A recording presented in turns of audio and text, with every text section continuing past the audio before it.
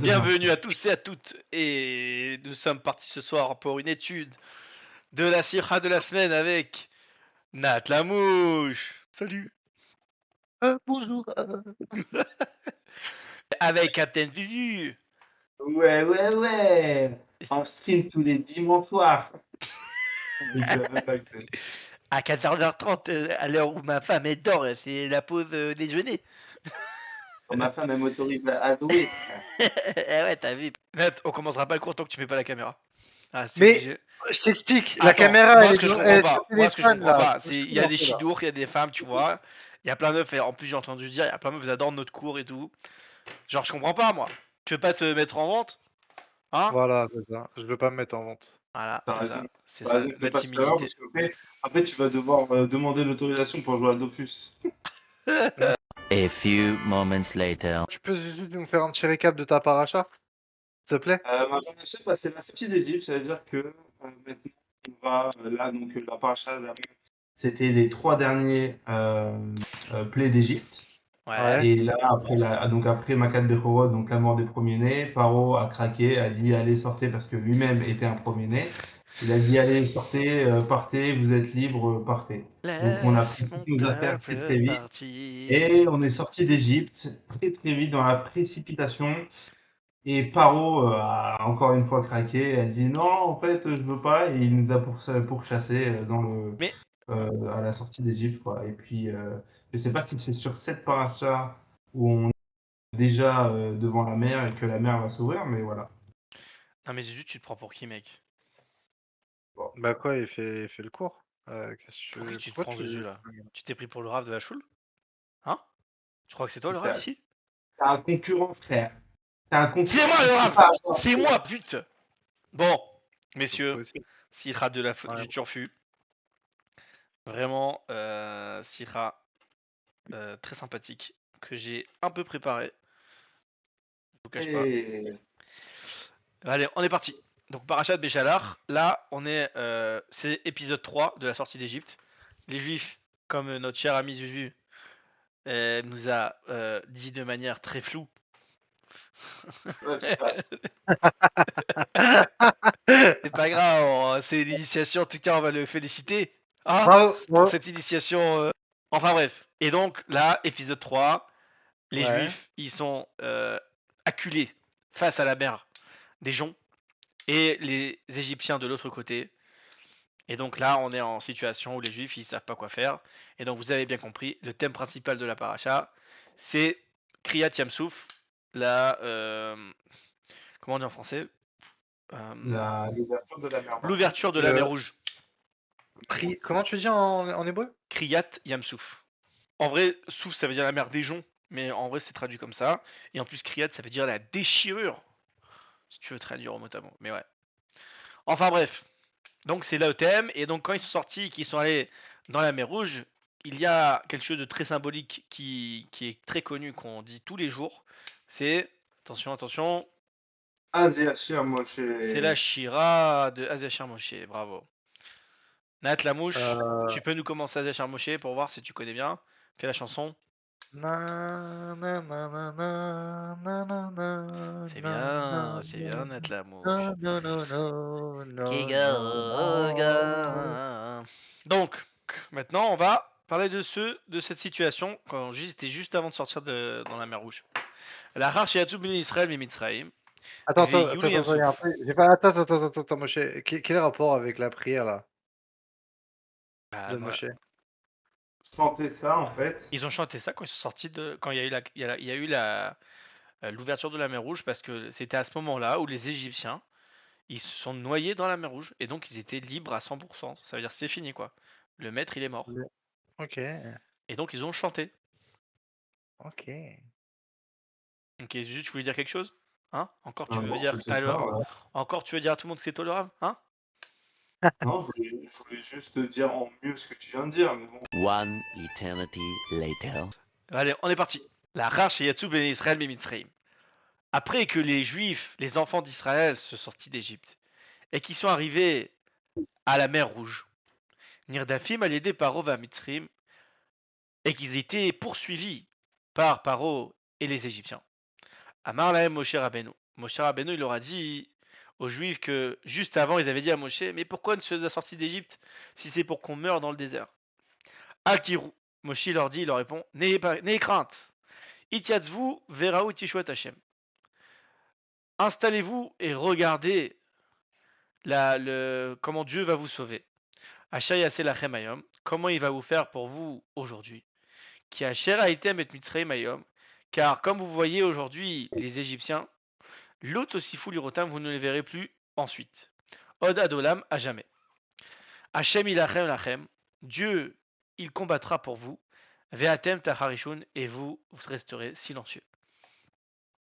Ok. Donc ça, c'est la réponse de Moshe aux Juifs, quand les Juifs, ils étaient en train de flipper lorsqu'ils sont arrivés devant la mer Rouge et qu'ils ont dit, mais pourquoi on est sorti de là-bas, purée? Alors, Alkar à Mechilta. Le Mechilta, donc Mechilta, je pense, c'est un commentateur de la Torah. Il dit sur ça. Shebevoam les Sfatayam, lorsqu'ils sont arrivés au bord de la mer, Nechleku Béné Israël, ils se sont divisés, les enfants d'Israël, à cause de la peur des Égyptiens, en 4 écoles, et 4 qui sont divisées en 4.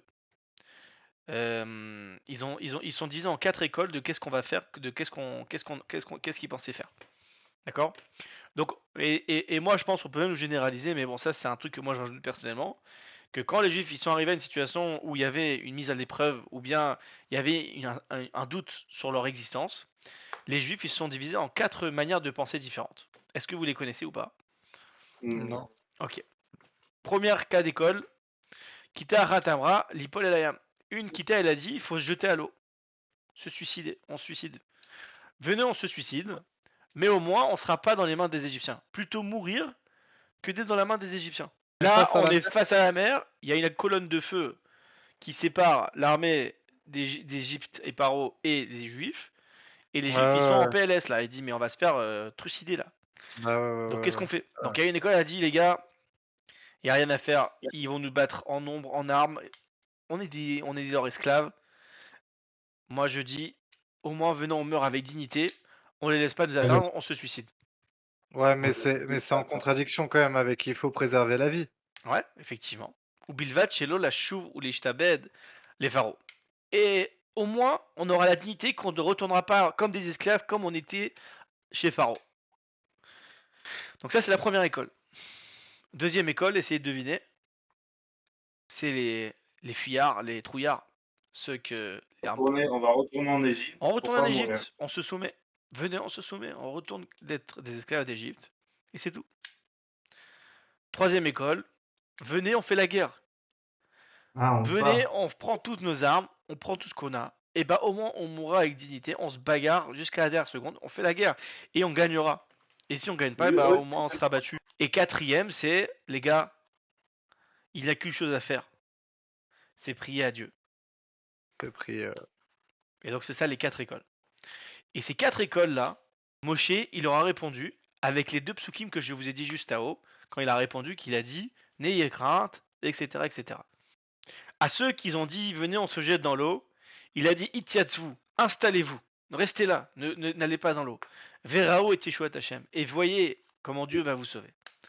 Ceux à l'école qui a dit « Venez, on retourne en Égypte », il a dit « Kika asher haitem et mitzrayim », car lorsque vous verrez l'Égypte, vous ne le reverrez plus jamais. Donc, c'est-à-dire, l'Égypte, vous ne retournerez pas. Et ceux qui ont dit, venez en combat, il dit, Hachem ilachem lachem. Dieu, il va se battre pour vous.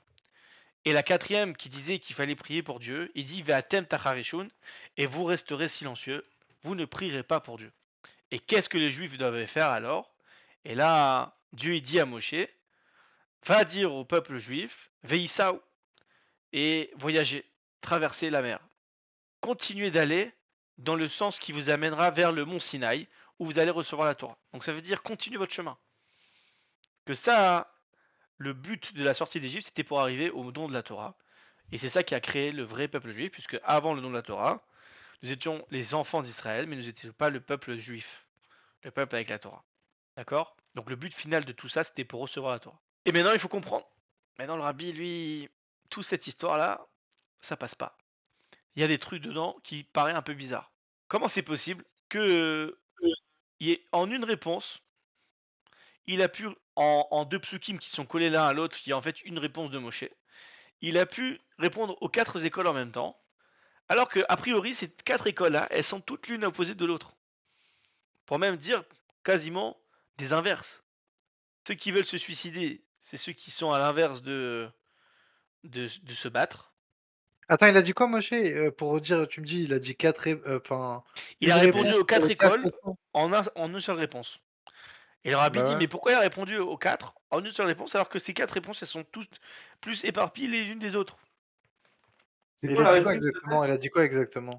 Bah, il a dit la réponse, c'est le passage qui a marqué, ne craignez rien, asseyez-vous, itiatzvou. C'est-à-dire quoi, itiatzvou? C'est il répond à la première école qui dit, venez, on se suicide. Il dit, asseyez-vous, faites rien, ne vous suicidez pas, et voyez comment Dieu va vous sauver. Et après, il dit, ceux qui ont dit, venez, on retourne en Égypte, il dit, parce que vous voyez, les Égyptiens, vous ne les verrez plus jamais. Donc, vous retournerez pas en Égypte. Après, il a dit, car Dieu se battra pour vous. Il répond à qui? À la troisième école qui dit, venez, on fait la guerre. Et enfin, il dit, Ve'atem tacharishun, et vous resterez silencieux. Il fait allusion à qui? Il fait allusion à ceux qui voulaient faire la prière. Alors, attends, je comprends pas pourquoi il dit. Alors, pourquoi le rabbi il a une question, Birklan? C'est clair et net là. Bah, il dit pourquoi il arrive à répondre. Pourquoi il répond aux 4 en une seule et même réponse? Pourquoi pas? Bah, les 4 réponses, sont complètement inverses les unes des autres. Non, T'aurais les dû 4, donner non, 4 pas les réponses. 4 réponses. T'aurais dû donner 4 réponses pour 4 4 manières de penser différentes. Pourquoi il a eu besoin de tout rassembler en une seule réponse? On dirait que c'est le même sujet. Pourquoi il a fait ça? Ça n'a aucun intérêt de répondre. Ah, il voulait gagner du temps, Moshe, c'est tout. Mais il y a pas le gagner du temps. Il y a rien de hasard dans la Torah. Si Moshe il a répondu tout le monde en une seule réponse, ça veut dire que pour lui c'était la même chose. A priori, on aurait pu se dire ça. Donc, s'il répond 4 comme c'est la même chose, alors c'est-à-dire que les 4 elles sont la même chose, mais a priori les 4 sont complètement inversés. De se dire de suicider, c'est l'inverse de dire venez on va se battre. De dire venez on se rend, c'est l'inverse de dire venez on va prier à Dieu pour qu'il nous sauve. C'est pas l'inverse, mais c'est complètement éloigné. Par exemple, il dit le fait de penser de retourner en Égypte, que c'est l'inverse complet de le fait de la sortie d'Égypte. C'est-à-dire que de tous les 10 plaies que Dieu il a fait, les miracles qu'il a fait, la colonne de feu, la nuée, etc. Les mecs ils ont mis tout ça de côté, ils ont dit venez on retourne en Égypte, c'est pas grave. Tout ça c'est des bêtises. C'est complètement, c'est une manière de penser complètement différente de se jeter dans l'eau. C'est-à-dire que même les mauvaises pensées, les mauvaises écoles a priori, même elles entre elles sont inversées. Et qui dit que les mecs qui voulaient se jeter dans l'eau, c'était des gens qui étaient prêts à faire Messirut Nefesh, de se noyer dans l'eau, pour que même, que c'était un Messirut Nefesh même spirituellement, parce que c'est interdit, comme Nat il a dit, de se suicider avec son vouloir. Et que le plus important, c'est pas de se mettre dans les mains de Paro.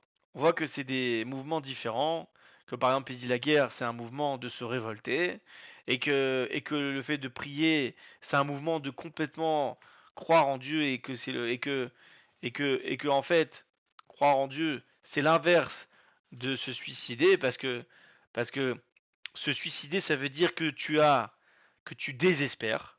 Désespérer, c'est l'inverse de croire en Dieu. Si je désespère, je dis il n'y a rien à faire, c'est perdu de toute façon.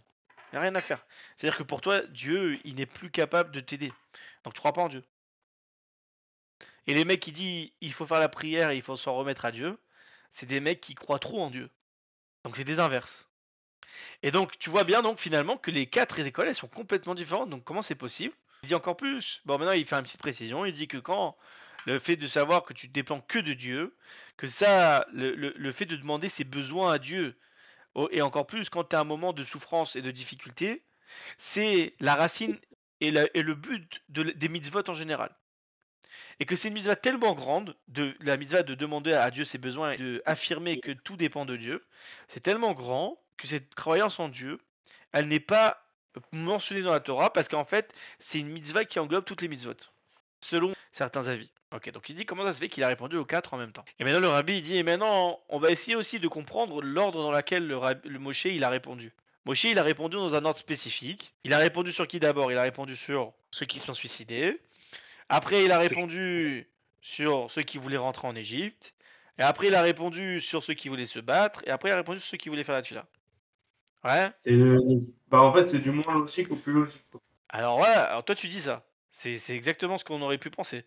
Rakacharkar. Et normalement il aurait dû. Après contredire les autres avis. Donc ça c'est une autre question. Donc l'ordre, selon le rabbi, l'ordre des réponses de Moshe, a priori, elle est pas complètement claire. Et aussi, il comprend pas, et donc ça c'est une question que vous aurez dû me poser depuis le début. Comment c'est possible? Attends, Quoi? tu vas pas faire le professeur et l'étudiant en même temps, toi. Allez, 3 points en moins pour le Probablement. Gryffondor.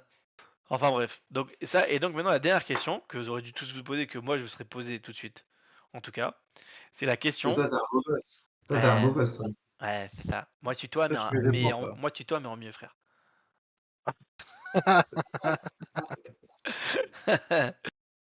Bon, Enfin, c'est quoi la question que tu voulais te poser, là? la question qu'on peut se poser, c'est comment Moshe, il peut refuser les 2 dernières écoles.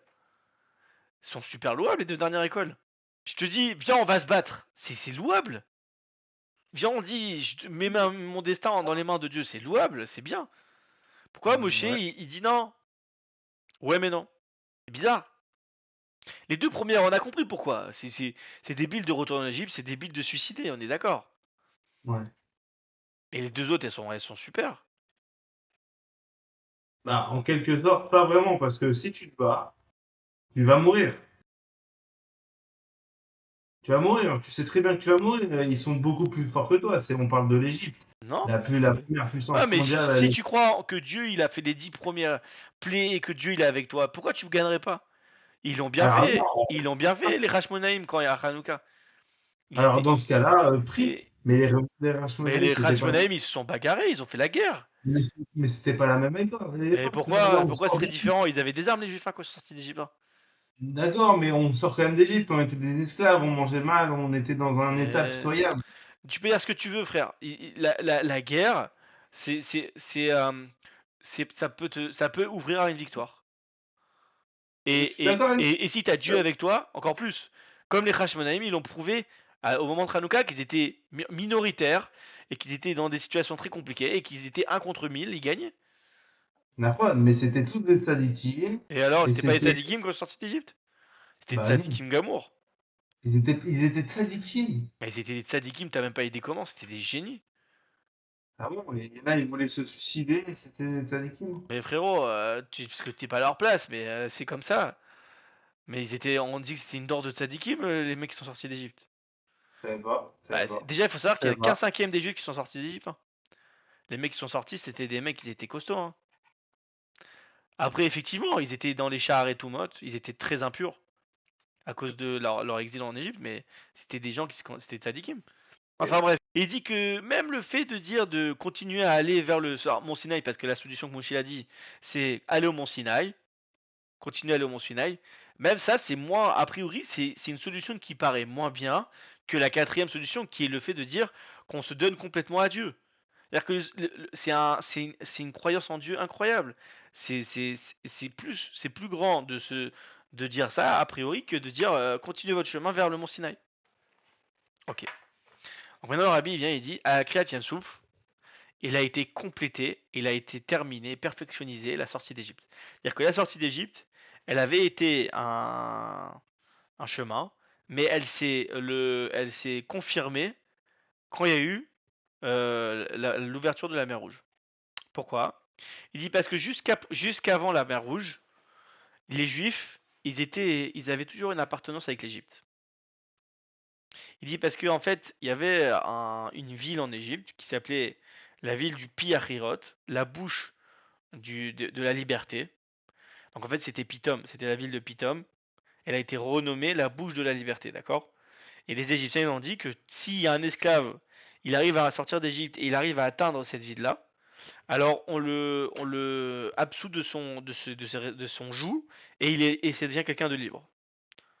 Et donc en fait c'était une ville dans laquelle les Égyptiens ils avaient une coutume que si un esclave il arrivait à atteindre cette ville, parce qu'elle était un peu décentrée d'Égypte j'imagine, s'il arrivait à atteindre cette ville-là, alors Il était libre. il était absous de son joug d'esclave et il était quelqu'un de libre. D'accord? Il était libre, ok. Ok. Il dit malgré tout que les Juifs ils avaient atteint cet endroit-là et que normalement d'après même les coutumes égyptiennes ils étaient considérés comme des hommes libres. Malgré tout, ils ont été poursuivis par Paro et son armée. Et donc, ils avaient toujours une appartenance avec l'Égypte et Paro. Et que normalement, naturellement, l'Égypte, elle devait battre les Juifs si elle devait se bagarrer contre eux. Et donc, ce qui a permis de finaliser, de concrétiser, de faire en sorte que la sortie d'Égypte était totale, c'était au moment où les Juifs ils étaient dans la mer Rouge. Pourquoi? Parce qu'à ce moment-là, les Égyptiens ils sont morts et donc il n'y a plus d'appartenance quelconque avec les Égyptiens. La reine Emar Betosefta, chez Tzerich Laskir Kriyat Yamsuf Bechol. Et c'est pour ça qu'on doit rappeler l'ouverture de la mer Rouge chaque jour. Que Shem chez Tzerich Laskir Yetziat Mitzrayim Bechol Yom. De la même manière qu'il y a une obligation de rappeler la sortie d'Égypte chaque jour, qui colle od nimtseim lifne kriyat yamsuf, car tant qu'on n'est pas arrivé devant l'ouverture de la mer Rouge, en ayetziat mitzrayim mushlemet, la sortie d'Égypte n'est pas complète. Ken ou gam be'avodat aruchanit shel yitzat mitzrayim ve'kriyat yamsuf bechol yom. Et donc de la même manière dans le travail spirituel qu'un homme il a qui doit chaque jour sortir d'Égypte, de la même manière qu'un juif il ne pourra compléter sa sortie d'Égypte journalière que par intermédiaire de l'ouverture de la mer Rouge. Et de là on comprend que l'ouverture de la mer Rouge, c'est le Gomar, c'est la terminaison, c'est la fin de la sortie d'Égypte. Et cette terminaison, cette conclusion, cette fin, ce saut de la sortie d'Égypte ne pouvait se faire que après avoir repoussé ces 4 avis, ces 4 écoles. Ça, c'est très fort ce qu'il est en train de dire. Ça veut dire qu'un juif, chaque jour, il a l'obligation de se voir comme s'il sort d'Égypte. Donc maintenant, chaque jour, un juif, il doit comprendre, voir chez lui, qu'il y a un truc dans lequel il est limité, et il doit sortir de sa limite. Et dans cette sortie qu'il fait d'Égypte, là, elle se fait en 2 temps. Premier temps, ce sera la sortie d'Égypte elle-même, comme on a vu la semaine dernière et la semaine il y a 2 semaines, que la sortie d'Égypte, ça se fait avec les 10 plaies, et que ça se fait d'abord quand on met de la froideur dans les choses matérielles qui nous donnent la chaleur, et qu'on met de la chaleur dans la Torah et les mitzvot, etc., etc., et qu'on fait les 10 makot. Et après arrive le sujet, le deuxième temps, c'est le sujet de l'ouverture de la mer Rouge. Et pour faire l'ouverture de la mer Rouge, comment ils ont fait les Juifs au moment réel? Ils avaient d'abord 4 idées, 4 écoles de pensée, et c'est seulement après qu'on va repousser ces 4 écoles de pensée, comme il a fait Moshe Rabbeinu, qu'on pourra avoir la conclusion de cette sortie d'Égypte. Et que vous allez faire le sujet que Dieu il a ordonné, qui était de Veïsaou, vous allez maintenant voyager, continuer votre chemin jusqu'à le mont Sinaï, jusqu'à le don de la Torah. De ça, on comprend que même au moment de la sortie d'Égypte spirituelle qu'il y avait, que doit faire dans chaque génération et chaque jour, il doit y avoir un comportement, lorsqu'on fait cette sortie d'Égypte personnelle, de Veïsaou, de voyager.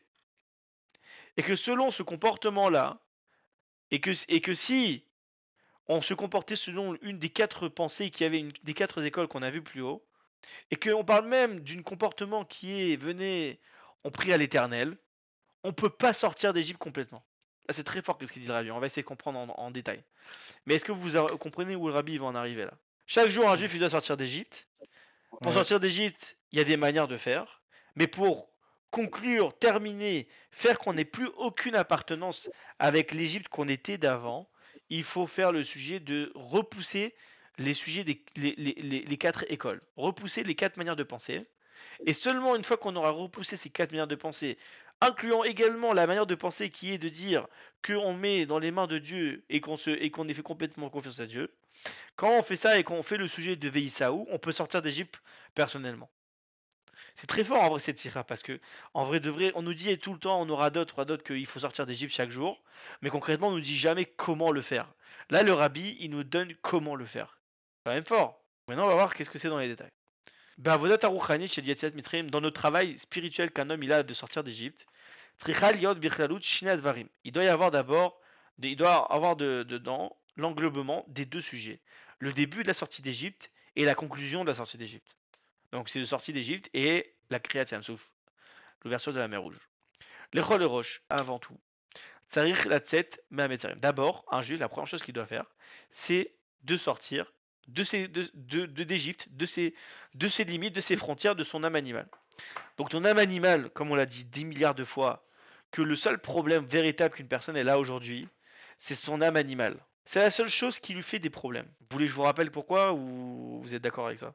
Moi, j'aimerais bien un petit rappel. Ok. Donc, nous, on essaie de comprendre pourquoi aujourd'hui on est dans les ténèbres et pourquoi on galère. Ouais. Pourquoi il y a le mal dans le monde? Pourquoi les gens ils souffrent? C'est quoi? Viens, on va pas dire de manière générale. Viens, on prend un exemple. Pourquoi il y a des inégalités sociales? Parce que le monde, il est imparfait. Ok, c'est quoi le monde? Le monde, C'est les gens, c'est les hommes, ouais. les hommes. Donc les hommes sont imparfaits. Ça veut dire quoi? Ça veut dire qu'un Donc, ouais. homme, il peut faire des choses qui sont mauvaises et qui engendrent du mal. C'est ce qui se passe. Pourquoi il y a des inégalités sociales? Parce que tu vas me dire, parce qu'il y en a des gens ils sont moins compétents que d'autres. C'est vrai. Il y a des gens qui sont moins On est compétents dans que un monde d'autres. capitaliste. Alors ils gagnent moins bien leur vie. D'accord, c'est vrai. Mais il y a aussi des gens qui manipulent le monde. Ouais. Les juifs.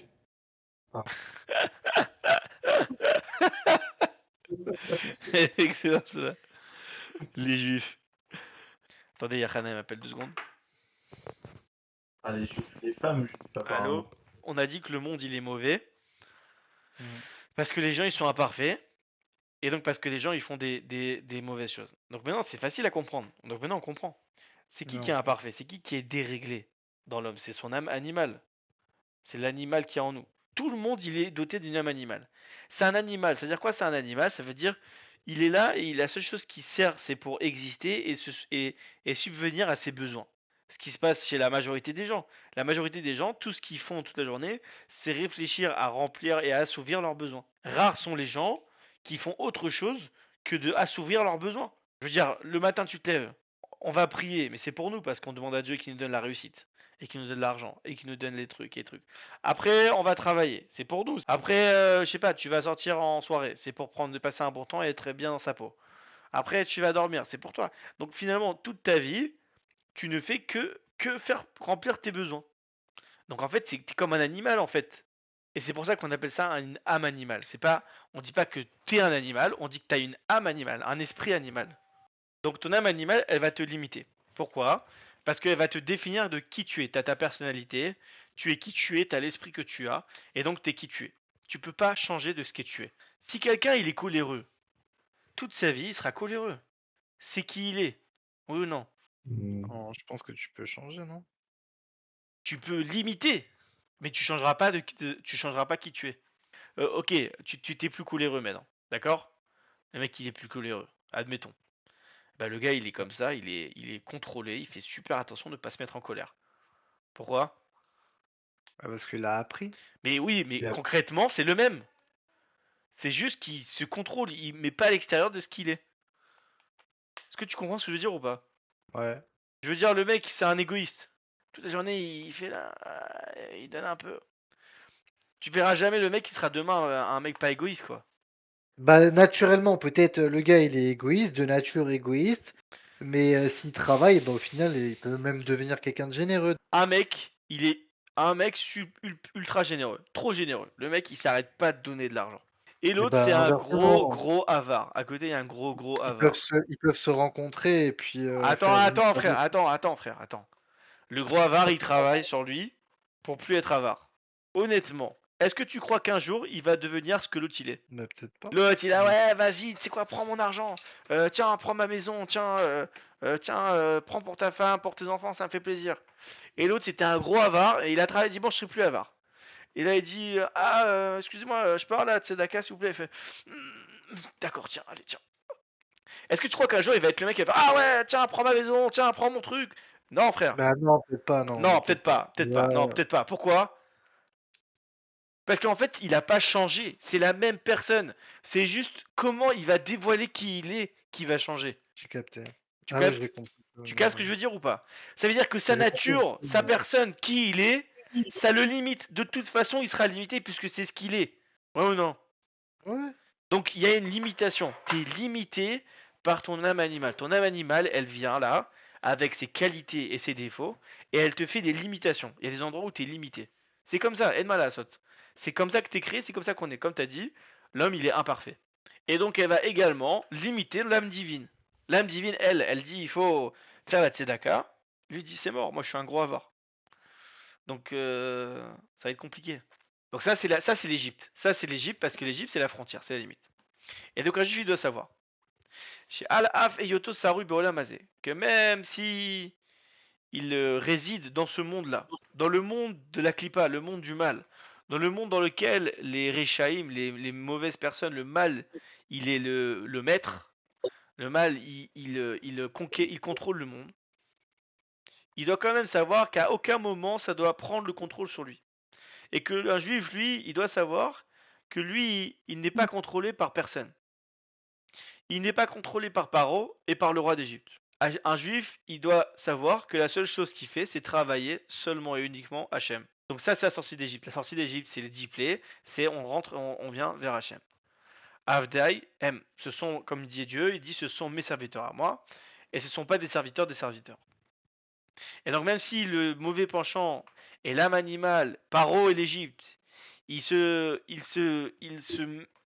travaillent, ils se poussent, ils se bagarrent pour te limiter et te mettre des frontières, et que eux, leur but c'est de prendre l'âme divine et de faire qu'elle les serve, et qui sont là et qu'ils viennent et te prennent tous tes plaisirs dans l'étude de la Torah et les mitzvot, ils te disent frérot, tu sais même pas lire en hébreu frère.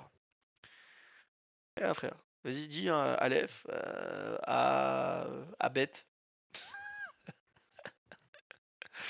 Donc là, il essaye de vraiment, il te dit laisse tomber frère, laisse tomber la Torah, laisse tomber les mitzvot, tout ça, c'est pas pour toi. T'es pas né dedans, c'est pas ton milieu, t'appartiens pas à ça, laisse tomber. Ils font tout pour pour faire en sorte que tu ne ressentes pas de plaisir dans ces choses-là. Un juif, il doit se tenir avec un mouvement de prendre sur soi le joug divin. Donc un juif, au début, il est dans cette situation-là. Il est dans la situation où on lui dit, où tous les plaisirs de la Torah et des mitzvot et tout ça, pour lui, tout ça, il n'y a pas de plaisir dans ces choses-là. Je veux dire, le mec il fait Shabbat, mais bon, pour lui Shabbat, c'est un poids. Le mec qui fait Messetef, c'est un poids. Le mec qui étudie la Torah, c'est un poids. Le mec qui fait la Torah mitzvot, c'est un poids pour lui. Et donc un juif, il doit d'abord être en mouvement de prendre sur lui le joug de Dieu. Il doit dire, ok, c'est peut-être un poids pour moi, mais je vais le faire quand même. Il reçoit sur lui le joug divin, de travailler Dieu seulement, et de ne pas travailler le roi d'Égypte et le roi et Paro. Donc en d'autres termes, il est en train de dire, c'est vrai qu'il y a des gens, qui sont pour moi, je pense, la majorité, des gens qui prennent pas leurs pieds quand ils font la Torah et les mitzvot. D'accord? C'est pas leurs pieds, d'accord? Tu leur parles de la Torah, ça les saoule. Tu leur parles des Shabbats, ça les saoule. C'est des trucs que ça les saoule. Pourquoi ça les saoule? Parce que le Yetzer Hara, il a fait bien son travail. Il a fait en sorte que dans l'endroit où c'est là où c'est le plus important, eh ben ça pêche. Dans l'endroit où ça va pas me saouler, ça va me faire plaisir, j'ai passé un beau moment de faire ça, et ben c'est là-bas que ça va pêcher. Et donc un juif, quand il se trouve en Égypte, ce qui est le début d'un juif, la première chose qu'il doit faire, c'est être téméraire et continuer à faire la volonté de Dieu, même si c'est pour lui un joug. Et qui dit, il faut que tu saches que c'est exactement là-bas que le Yetzer Hara, il va toucher. C'est exactement là-bas. C'est un petit génie le Yetzer Hara. C'est-à-dire la chose qui va te toucher, c'est de te faire que tu kiffes pas. C'est pas ton kiff, y a pas de, ça te fait pas vibrer. C'est pas comme quand tu joues à un jeu vidéo où ça te fait vibrer ou bien quand tu vois un film. Pour toi, tu vois un film, ça te fait vibrer, c'est kiffant. Par contre, faire la Torah et l'épisode, c'est chiant. Et bien malgré tout, il faut continuer. Il ne faut pas lâcher prise. Et c'est ça la première étape. La première étape, c'est de pas lâcher prise et de faire la volonté de Dieu. Vélo et paro melech Mitzrayim et de pas travailler Paro et le roi d'Égypte. Le Yetzer Hara, comment il marche? Qu'est-ce qui nous fait qu'on est limité? C'est qu'on dit voilà, je vais prendre sur moi de faire Shabbat, je vais prendre sur moi de faire des bonnes actions, jusqu'à qu'à un moment ça va me frustrer, parce que j'ai aucun plaisir de ça. Je vais dire bon, je me suis un peu frustré, maintenant je vais faire des plaisirs que moi j'aime bien, pour compenser un peu. Ouais. Donc par exemple, je vais me voir un petit film. Et en fait, c'est là où le Yetzer Hara, c'est là où il agit en fait. Il fait en sorte que comme t'as pas de plaisir de ça, alors au bout d'un moment, tu vas retomber dans les choses matérielles et ce que le Yetzer Hara il veut que tu t'occupes. C'est très vicieux. Et il dit à un juif, la première chose qu'il doit savoir, c'est tenir. Il faut tenir.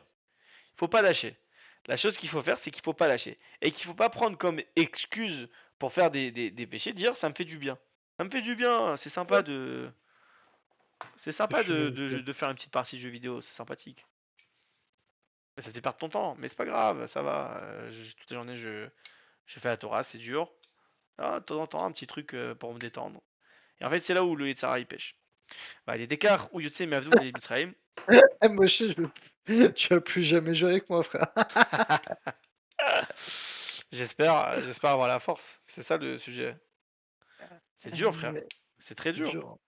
Et c'est tout ça le sujet. Le sujet, c'est de faire recevoir sur soi le joug divin, de recevoir sur soi le joug de Dieu, de mettre sa personne de côté pour recevoir ce que Dieu nous dit. Pas facile. D'accord, que c'est de Mitzrayim. Et là, chez Ka'amour, l'onishlema dain et Etziat Mitzrayim. Mais malgré tout, même après qu'il a fait ça, même après qu'il a pris sur lui et qu'il est devenu téméraire et qu'il a tenu ça, il dit la sortie d'Égypte, elle n'a pas été complète. À quel moment elle est complète? Parce que après qu'il a fait seulement avec le joug divin, alors il n'y a pas de kiff pour Dieu. Et donc, il te suit Paro et toute son armée pour que tu viennes le travailler lui encore. En fait, c'est très fort, hein. C'est vraiment, moi personnellement, je trouve que c'est précis mais grave. J'ai pas compris à la fin là. Si je te résume l'histoire, c'est l'histoire qu'on a tous. Si un jour on a voulu travailler et être pour Hachem, c'est une histoire qu'on a tous eue.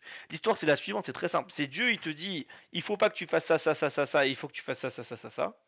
Et nous, à chaque fois, c'est quoi la raison pourquoi on fait pas qu'est-ce que Dieu nous demande? C'est que c'est dur. Pourquoi c'est dur? Pourquoi on dit c'est dur?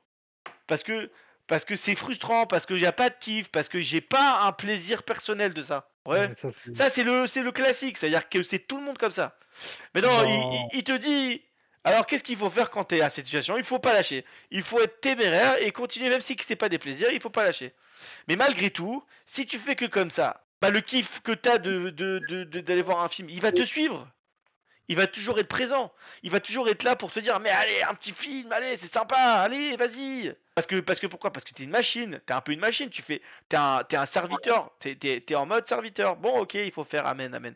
Mais ça veut dire que constamment, ta conscience elle va dire mais arrête, va te profiter un peu de la vie. Là, c'est Paro qui te poursuit et qui te lâche pas. Et quand est-ce qu'il te lâche alors? Ah. Et que comme t'as pas de plaisir dans la divinité, t'as pas de plaisir quand tu fais la Torah et les mitzvot parce que c'est quelque chose que tu fais avec un joug, tu prends un joug sur toi. Et donc, le Yetzerara, l'Égypte qui vient pour te limiter et te dire toi t'es qui tu es et tu changeras pas, tu seras qui tu es, tu feras et toi t'aimes jouer aux jeux vidéo, tu prends pas la tête, t'aimes jouer aux jeux vidéo, alors arrête. Et donc elle va toujours essayer de limiter son âme divine. Ok, et donc c'est quoi la solution?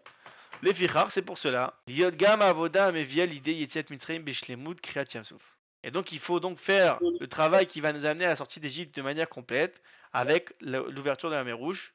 Et c'est quoi le sujet de l'ouverture de la mer Rouge? C'est le sujet de inverser la mer en terre sec. Ok, donc là c'est les inverses. C'est-à-dire la force divine qui est cachée dans la création. Donc ça veut dire la création, toute la création du monde, c'est une force divine, c'est Dieu. D'accord? Création du monde, c'est Dieu. Donc chaque chose, c'est Dieu. Jusqu'ici, Ouais. c'est clair, c'est facile à comprendre. Dieu, il a créé le monde, et donc chaque chose, c'est Dieu. Maintenant, c'est caché. Dieu, on le voit pas de manière claire. On voit pas que c'est Dieu. Tu vois que c'est une bouteille. Tu vois que c'est un téléphone. Tu vois que c'est du fer. Tu vois que c'est Moshe. Tu vois que c'est David. Tu vois que c'est ça, etc., etc. Donc, en fait, c'est caché. Maintenant, la mer, c'est quoi le concept de la mer? La mer, c'est quoi son concept? C'est le concept de cacher qu'est-ce qu'il y a en dessous. La mer, dedans, il y a des choses qui sont cachées qu'on n'a même pas idée qu'il y a dedans. D'ailleurs, on connaît plus qu'est-ce qu'il y a dans l'espace que dans la mer. C'est connu. Pourquoi? Parce que la mer, c'est le concept de la mer, c'est caché. C'est de cacher les choses. Donc c'est la même chose. La mer, en fait, c'est la création du monde. La création du monde, elle cache Dieu. Elle cache la réalité. Elle te fait croire qu'il n'y a pas de Dieu. Puisque Dieu, il n'est pas là. Donc tu ne le vois pas. Donc moi, je ne crois qu'est-ce que je vois, monsieur.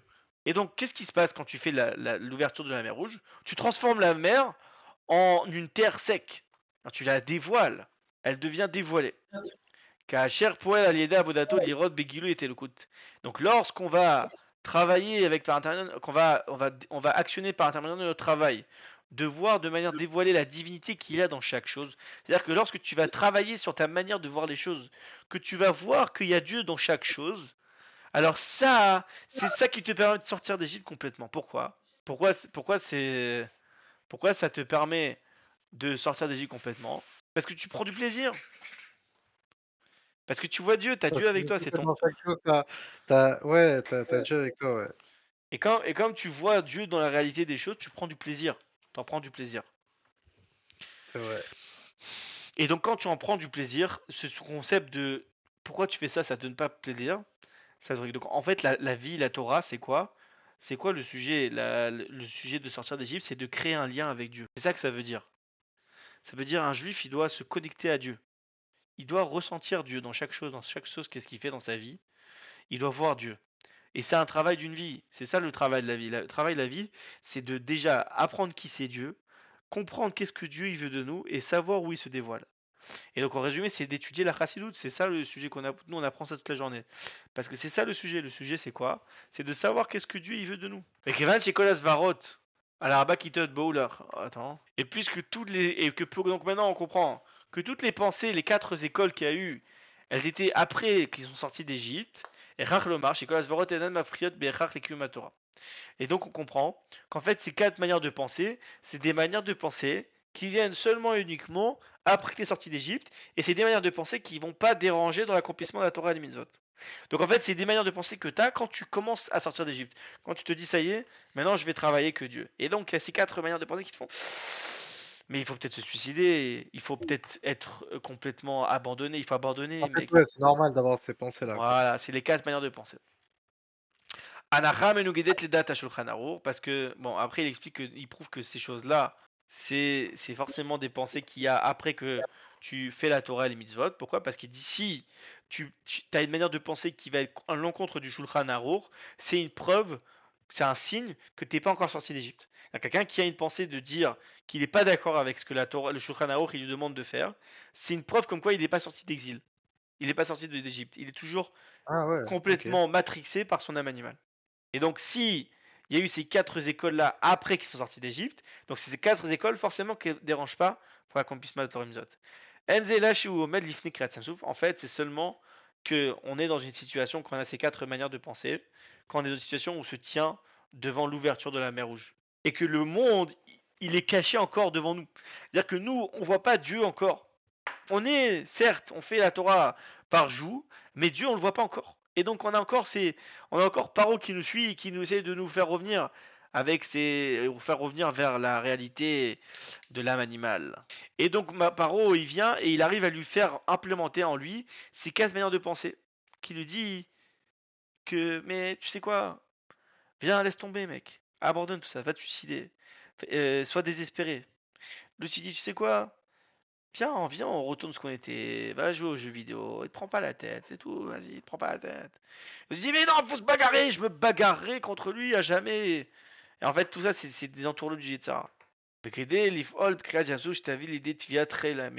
donc, pour que tu puisses avoir amené l'ouverture de la mer Rouge et que tu fasses noyer l'armée d'Égypte et d'enlever complètement les limites chez toi, il faut d'abord repousser les 4 manières de penser. Arba kitot kefi she'em remuzot vepsukim em beseder shel milimata lemala. Donc les 4 écoles, comme elles sont allusionnées dans les psukim, ils sont en fait allusionnés dans l'ordre du bas vers le haut. Donc là maintenant on va comprendre pourquoi il y a eu ces 4 écoles dans cet ordre-là. La première école qui pense, c'est l'idée de l'ipol alayam, de tomber dans la mer. Puisqu'on est dans un monde dans lequel Paro et son armée, et donc le Yetzirah, il peut gagner, il veut pas s'occuper du monde. Puisque c'est un monde dans lequel il y a Paro et toute son armée qui sont dans ce monde-là, moi, je vais même pas jouer. Je joue pas. Je ne rentre pas dans ce jeu-là. Je me bagarre pas. Et donc il s'enferme. Il y a Filat Molayam. Il se fait tomber lui-même dans la mer. Beyam Ameter. Dans la mer qui purifie. Yam Shel Torah. La mer de la Torah. Il se rentre il s'enferme dans la Torah. Yam Shel Tfila. Dans la mer de la Tfila. Yam Shel Tshuva. Dans la mer de la Teshuva. Et donc il se cache dans les eaux, dans la mer. Et en faisant ça qui se cache dans la mer, c'est ça qui va faire qu'il va se connecter à Dieu. Mais lorsqu'il va devoir réfléchir sur le monde et sur son ami le juif là-bas qui est à l'extérieur, la seule que des paroles loyer moshel bekifa poter ou et asmo mikar. et puis qu'il voit que son copain il est complètement dans l'emprise de Paro, il dit c'est pas mon problème. Moi, je ne rentre pas dans ces choses-là. Je ne parle pas avec les terroristes. Ciao. Je me fais l'ascétisme, je m'enferme dans mon coin, dans ma petite yeshiva, et tout ça ne m'intéresse pas. Le prochain, c'est pas mon problème. Puisque Paro, puisque le mal, il est dans ce monde et il est présent, moi ça m'intéresse pas, je ne rentre pas dedans. Donc ça c'est la DA, l'école la plus simple. Il a dit puisqu'il a mis dans un ordre du bas vers le haut, donc l'école la plus simple, la plus facile à prendre et à faire, c'est celle-là. C'est se faire l'autruche, se enfermer dans la terre et ne pas voir qu'est-ce qu'il y a autour. Les autres ils se débrouillent. Réchit, premièrement, Benyan Zeif Ol Adam Acher. Sur ce sujet-là, qui va tomber un autre homme, il va tomber un autre homme. Il dit que cette personne, elle va dire, ce sujet-là de s'occuper de l'autre, c'est quelque chose qui appartient à Dieu. C'est pas quelque chose que moi je suis obligé. J'ai pas besoin de m'occuper du monde. Et donc son sujet à lui, c'est de dire, je vais faire attention à moi. Je vais me jeter dans la mer et je vais être un nazir, un nazir du monde. Je vais faire l'ascétisme. Et par rapport à ce sorte de comportement, c'est ce qu'on appelle un tzaddik parvé. Ah non, excuse-moi. Il dit tzaddik beparva. Pardon. C'est pas, on aurait pu dire ça, mais un tzaddik beparva, c'est un tzaddik avec sa fourrure. C'est comme quelqu'un qui met une fourrure sur lui pour se réchauffer. Par rapport au froid et l'horreur par rapport au froid qui réside dans le monde, qu'est-ce que moi je peux faire? Je peux rien faire. Je prends ma petite fourrure, je me mets au chaud tranquillement moi personnellement. Et le monde, lui entier, en soi, je ne peux pas le réchauffer. Il dit que de réchauffer un autre juif, ou bien plusieurs juifs, ou bien une partie du monde, c'est pas son rôle. Et que selon sa grandeur, il a seulement des missions, des grandes missions. Et donc comme c'est pas par rapport à ses forces à lui, et lui il peut pas faire ça, il va mettre une fourrure. Et il va s'acquitter sur le fait qu'il a mis une fourrure pour lui. Mais réchauffer le monde, c'est pas ce qu'il a. Donc ça c'est la première partie, la première école. On a compris. Ofen Aleyoter, une manière plus grande. Il y en a un, il dit, viens, on retourne en Égypte. Yodea chez Akavanaï, Loteu Bara, les Shavat Yetzera. Ah ouais. Waouh. Waouh. Waouh, c'est très fort là. Donc il dit la manière la plus simple, c'était ce qu'on a dit avant. C'est le mec qui pense qu'à lui parce qu'il dit qu'il n'a pas la possibilité de s'occuper des autres. Ouais. Donc c'est-à-dire il est sorti d'Égypte, mais c'est que pour lui. Le deuxième, c'est quoi? Il dit que c'est la personne. Il dit bon, je suis dans le monde. La réalité, c'est que ça me plaît pas. La Torah, c'est pas quelque chose qui sont mis travers. La réalité, c'est que moi, j'aime ce qu'il y a en Égypte. J'aime faire l'ordinateur, l'ordinateur et tout ça. Et donc, malgré tout, je dois faire ce que Dieu nous demande de faire. Et donc, il y a un concept dans la Torah qui dit contre ta volonté, tu es vivant. Et donc, il dit moi, je suis obligé de rester dans le monde, dans mon corps et dans mon âme animale. Et ça, c'est la volonté de Dieu. Dieu, il m'a créé comme ça. C'est parce qu'il veut que je sois comme ça. Et c'est pour cela que lorsque va arriver chez moi, cette personne-là, il va arriver un enseignement clair qui doit faire cette bonne chose-là dans le monde, qu'il a cette obligation de faire ça. Et on aimerait la sota. Il va être obligé de la faire. Mais ce sera pour lui un travail d'un esclave. Il va faire ça avec comme un joug, sans vitalité, sans sentiment. Et que c'est sûr qu'il ne va pas essayer de chercher des chemins et qu'il ne va pas essayer de s'efforcer de toutes ses forces de éclairer son corps et sa part dans le monde. Parce qu'il n'a pas de vitalité dedans. C'est-à-dire que c'est le mec qui dit bon, tu sais quoi, je suis là, je dois faire ce que Dieu m'a demandé de faire, je le ferai. En malasot, je vais le faire. Mais moi, le monde, j'ai été créé dans mon âme animale. Je le ferai. Je sais que je n'arriverai pas à faire plus que ça. Je ne pourrai pas faire plus que ça. Ou il fera ça seulement parce qu'il est obligé de remplir ses enseignements. Bichlal Omed ou Betnoa Sheliouch, et que de manière générale, en fait, c'est quelqu'un qui se tient dans une situation qu'il est désespéré. Il est désespéré, il pense que de toute façon, il ne pourra pas faire de différence, pas avec le monde et pas avec lui-même. Non seulement le monde, je ne peux pas le changer, mais même moi-même, je pourrais pas le changer. Dieu, il m'a créé avec mon Yetzirara et qui je suis, et je resterai qui je suis à jamais. Arrêtez de croire que je serai quelque chose d'autre. Et donc, je vais faire parce que on m'a dit de le faire, mais je ne, j'ai pas de volonté de changer ces choses-là. Ces choses-là, pour moi, c'est quelque chose qui est inéluctable. C'est quelque chose qui est inévitable. Je suis complètement désespéré. Ou lo yachol limno od et la shuv le Mitzrayim. Et donc, c'est la personne dans laquelle il te dit, je ne peux pas empêcher le concept de que je vais retourner en Égypte. Je retournerai en Égypte. Ou chayav liot eved be Mitzrayim.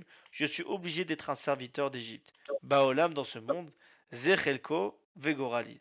C'est ma part et c'est mon sort. Rak mishu meyoto chayav lekaem et akatu b'shulchan aruch.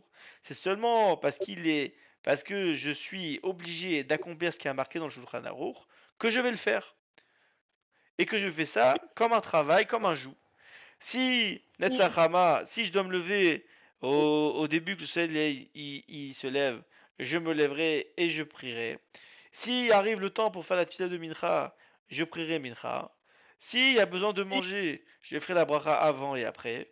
Je vais rencontrer une personne et je vais demander à lui qu'il me fasse quelque chose de bien. Si une personne me rencontre et qui me demande de lui faire quelque chose de bien, je lui ferai.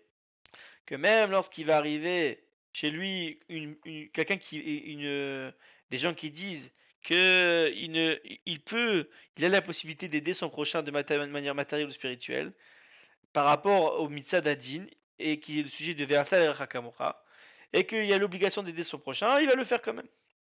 Mais tout ce qu'il fait, c'est sans volonté, c'est sans plaisir, c'est sans vie, c'est sans mérite. C'est sans. Je sais pas comment tu traduis mérite. Ou aussi à Kol Bofen chez la Vodel. Il fait tout comme un joug, comme un poids. Chez Ken ou Gouvar Bematsav chez la Khari Rouge, parce que cette personne-là, il est dans une situation qu'il est après qu'il est désespéré. Shareb Evada Yeshaer Bemitzraim, que pour lui, c'est sûr qu'il va rester en Égypte. Kabbalat Ol Ve'aved, le joug et le travail d'un serviteur, c'est vrai que c'est le début du travail, mais c'est seulement le début, puisque après ça doit se faire avec vitalité et joie. Et si une personne toute sa vie, elle reste dans cette situation-là, de dire bon, de toute façon, on va se faire avoir, on va rester dans cette merde-là. Moi, je vais faire que ce qu'on m'a demandé de faire, parce qu'on m'a dit de le faire, mais je vais pas faire plus que ça, parce que je sais que je ne changerai jamais. Et donc cette personne-là, elle est dans une situation de désespoir. Et donc ça, c'est la deuxième manière de penser. Et lorsqu'un homme, il apprend la Torah, et qu'il sait que par intermédiaire de l'étude de la Torah, il se connecte avec Hachem, il est obligé de savoir et de réveiller en lui de la vitalité. Jusqu'à que même un autre homme a ouvert les yados, que même il y a un autre homme qui va passer à côté de lui, il y a Kirboshu o Sezot Lomitor Kabat Ol Bilvat. Il va voir que cette personne, lorsqu'il fait la Torah, c'est pas seulement par jour, c'est aussi parce qu'il kiffe de le faire. Qui imgam besimcha, mais avec joie. Vekar gam legabe kiyum shar mitzvot. Et de la même manière, par rapport aux autres mitzvot, Ligam besimcha. Vekar gam legabe kiyum shar mitzvot. Et même aussi pour l'accomplissement de tout ça, il dit qu'il cache notre lim or. Behema vekodim alea et arba parashot, que même lorsqu'il va, on va mettre sur lui la peau des animaux dans laquelle il y a marqué les 4 parachiotes. Là, c'est or behema que cette peau d'animal elle va devenir un réceptacle de divinité. Klovesh acharkar et atfilin à la yad asmalit à la roche, quand il va mettre les tfilines sur la main gauche et sur la tête, il va remplir la volonté supérieure de Dieu. L'horaire et slow simchak de là, beyoter, ça doit réveiller chez lui une joie incroyable, une très grande. Yehudit c'est l'argish qui bechol dvar Torah. Un juif, il doit ressentir que pour chaque parole de Torah qu'il apprend et dans chaque mitzvot qu'il accomplit, il conquérit le monde. Il contracte et diminue les limites et les frontières de ce monde. Mais lorsqu'un juif il se tient dans un déplacement, dans un ressenti de désespoir, Rachaman Lissan, pauvre de lui, avec un sentiment que la Torah, les mitzvot, c'est comme un poids qu'il a besoin d'avoir sur ses épaules, qui est obligé de faire chaque jour, sans joie et sans vie. Ça, c'est un sujet du travail d'être un esclave en Égypte. Donc là, c'était la deuxième DA. Troisième DA, Ofenale Yoter, la niveau encore plus élevé, parce que de faire la guerre contre lui. Mivilti Yechodet Lisbol et Taelem Baester chez Paro Melach Mitzrayim Vechelo Yotzrim Baolam. Que lui, il ne supporte pas toute la cachure et tout le mal que Paro et l'armée d'Égypte y créaient dans le monde. Unevak Negdam, il se bagarre contre eux. Avoda Kazo, ce travail-là, il est plus élevé que de retourner en Égypte. Donc c'est-à-dire qu'on a vu dans l'ordre. Donc le premier, c'était celui qui pensait qu'à sa gueule. Le deuxième, c'est celui qui dit de toute façon, c'est le désespéré. Le troisième, c'est celui qui supporte pas il supporte pas que le monde il est fait ainsi. Et donc il se bagarre. Avoda Kazo inale beoter, mais la chouve Mitzrayim, de retour en Égypte, chez Ken Eno Omed Bematsav chez Léouch, c'est une personne qui n'est pas dans le désespoir. Adraba, au contraire. Ou Chash Betokev Kochot Akdusha, ou Bev Sharutam le Natsar al Kol Kochot Atuma. Et qui ressent chez lui avec toutes ses forces saintes, et qui voit la possibilité de gagner contre les forces impures. Les fichar. Et pour cela, ou Oved et Avodato, il travaille son travail, Milchamato Neget Paro Vechelo, contre Paro et son armée. Bechayut avec vie, avec vitalité. Et là, Shach Saron basé. Mais c'est quoi le désavantage qu'il y a dans ça? Kol Sukavoda Yeshlo et Tazman Shelo. Chaque sorte de travail, il a un temps. Ou Kshakadosh Baruch Hu Mori la Lechet, les Ta'avdun et Ta'elokim el Haarazé. Que lorsque Moshe il te montre que tu dois aller pour travailler Dieu sur ce mont-là, que en fait c'est le sujet de travailler Dieu avec Matan Torah, le don de la Torah. Il ne doit pas chercher à s'occuper d'autre chose. Ça veut dire Dieu, il a une mission pour toi. Sa mission, c'est que tu ailles étudier la Torah, que tu ailles recevoir la Torah. Donc toi, tu ne dois pas perdre ton temps à te préoccuper de Paro et de son armée. C'est pas ce que toi, tu dois t'occuper. Et donc, il y a un temps pour tout. Et donc, quand son travail est dans ce temps spécifique, il est de éclairer le monde avec la lumière de la Torah, En kol makom la tril bemilchama Mitzrayim. Il n'a pas à donner de place pour faire une guerre contre l'Égypte. Etzlo uzmanata shel veisaou. Pour lui, c'est le moment maintenant de veisaou, de se déplacer. Lid karev betsad nosaf le matin Torah mitzvot, de se rapprocher rapprocher dans une nouvelle étape avec le don de la Torah et les mitzvot. Lola asot milchama Mitzrayim, de ne pas faire la guerre avec l'Égypte. Mouvan, et de comprendre, et donc on comprend. Chez Nosaf Lekar, chez Aya As Tivouy, chez Alicha, les Tavdun et Telokut, que même qu'il y a eu il y a eu un ordre de vous devrez aller avec et de travailler avec la divinité Are Chaval Agdish Birlal Zman Vekochot le Milchama. Il dit c'est dommage de perdre ton temps à te bagarrer avec Paro. Va t'occuper de ce qu'on t'a demandé de faire. C'est-à-dire en résumé, c'est vrai que c'est bien, c'est-à-dire que t'es pas en mouvement de désespoir et t'es pas en mouvement d'égoïsme. T'es en mouvement de tu veux te bagarrer. Mais c'est pas le moment de se bagarrer. C'est pas maintenant qu'est-ce qu'on te demande. Pourquoi tu rentres ça au milieu du calcul? Va t'occuper de ce que Dieu t'a dit de faire. Va t'occuper d'éclairer le monde avec la Torah.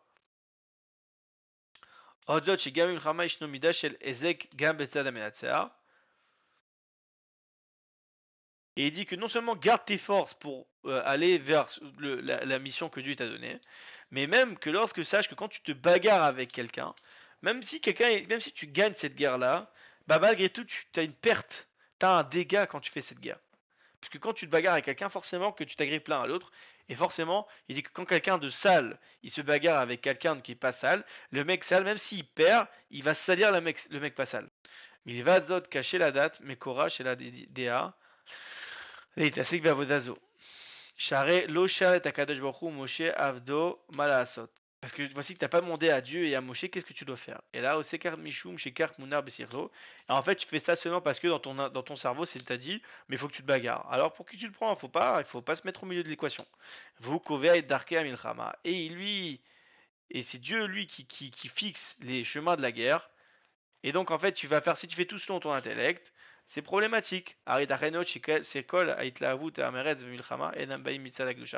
Et donc il faut savoir que même si tu as une ressenti de vouloir faire la guerre contre Paro, et ben ça se trouve que ça vient pas de l'Akdusha, ça vient pas de Dieu, c'est en fait un subterfuge de ton Yetzirah pour te faire rentrer dans la merde encore une fois et de t'occuper de ça au lieu de s'occuper des choses qui sont importantes.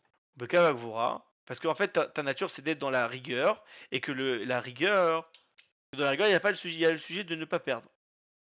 Donc là, c'était la troisième manière de penser. La quatrième et dernière, qui est la plus élevée de tous, c'est laquelle? Priez Dieu. Prier Dieu. Ouais, je pense. Alors, Fenane Beota Marbakitot, et nous, on va prier à Dieu. Fila. Ou Mechouba avec Ashuri Makadosh Baruch Hu. On va se connecter, se relier à Dieu, et qu'en fait, c'est la personne qui veut remplir la volonté de Dieu. La reine Enetzlo Marshal chez l'Ipol Elayam.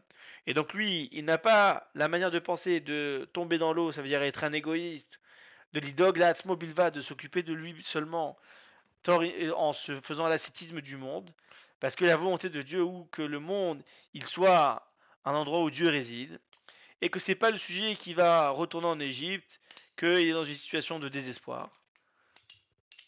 Parce que cette personne-là, il est complètement confiant en Dieu, sans aucun doute que la volonté de Dieu, c'est sûr qu'elle va se concrétiser.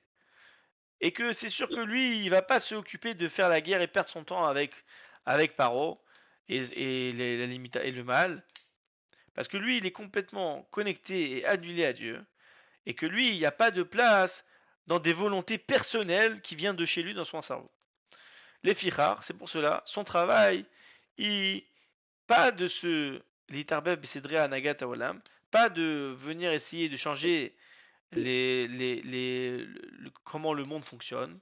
C'est seulement lui, il dit, moi Dieu, c'est Dieu qui va faire. Il va seulement prier et demander à Dieu qu'il va faire selon ce que Dieu lui a dit de faire et qu'il va lui faire, il va lui faire que le monde va devenir un monde meilleur. Et qu'il espère que Dieu va lui remplir sa demande. Mais malgré tout, il dit, ce mouvement-là, que tu t'annules complètement à Dieu jusqu'à que tu t'annules toi à ton existence. Et donc en fait, comme tu t'annules complètement, il y a un truc qui est très important que tu as oublié, c'est que Dieu, il a demandé que toi tu fasses un travail.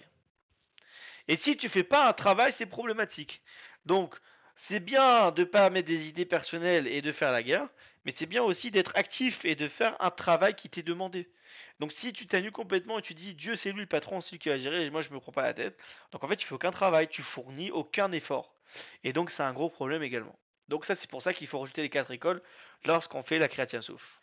Av shetov im me'adam shelo yeh b'tziut le'atzmo, שתהיה לו הכרה שכל מה שעושה אינה בכוחו ועוצם ידו, כי אם הוא הנותן לך כוח לעשות חיל, בכל זאת נדרשת ממנו עבודה ועשיית בכוחו שניתנה לו. Bien qu'un homme comme celui-là qui dit que tout vient de Dieu, et que lui, il ne donne pas d'existence à lui-même, et qui dit qu'il reconnaît que tout ce qu'il fait, en fait, ça vient pas de sa force personnelle et de sa main, mais ça vient en fait que c'est Dieu en fait qui a donné la force pour faire la guerre. Malgré tout, cette personne-là, il lui est demandé de faire un travail avec ses propres forces, puisqu'en fait, le but de la création du monde, c'est quoi? Le but de la création du monde, c'est que tu fournis un travail pour être méritant, ouais. Le but de la création du monde, c'est que tu sois méritant, que tu aies un libre arbitre et que tu fasses des choix. Donc si tu te dis que c'est vrai, que c'est pas dans tes mains, que c'est la force de Dieu, c'est Dieu qui fait les choses, et que toi finalement en fait t'es qu'un pantin au bout d'une ficelle, c'est vrai. Mais d'un autre côté, Dieu il attend aussi de toi que tu fournis un travail, que tu sois actif, que tu ne sois pas passif. Et donc ça, c'est un problème. Are Yehudi Are Kashurim Akadosh Baruch Hu. Un juif, il est relié avec Dieu. Rishem Shakadosh Baruch Hu ne sait Afachim. Et puisque Dieu, lui, son sujet à Dieu, comme on l'a vu des maintes et maintes fois, c'est le sujet de faire l'unification entre deux inverses. Car Gam Dorshim Ayudim Shnafachim. De la même manière, un juif, on lui demande qu'il relie deux inverses. Il bat de Metsiout, que d'un côté, tu sois complètement annulé à Dieu, comme cet homme qui dit que la seule chose qu'il peut faire, c'est prier à Dieu. Mais d'un autre côté, que tu sais que tout vient de la main de Dieu.